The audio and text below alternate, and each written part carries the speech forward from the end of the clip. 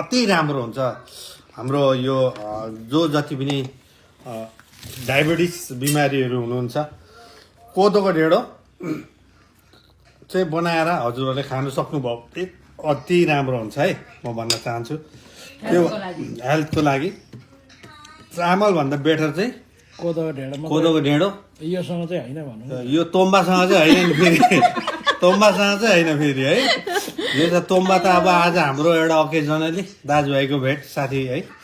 मजा आएको थियो जाडो मनाउने भनेर मात्र हो तर हेल्थको लागि चाहिँ हो भने यो फुफु भन्छ यो अफ्रिकन पिठो हो हजुरहरूले यो खानुभयो भने एकदम यसले चाहिँ मुटु सम्बन्धी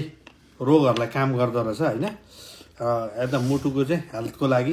यसलाई एकदम राम्रो गर्दछ यसले यो चाहिँ मैले अब भर्खर ट्रेनिङ गर्दैछु खानको लागि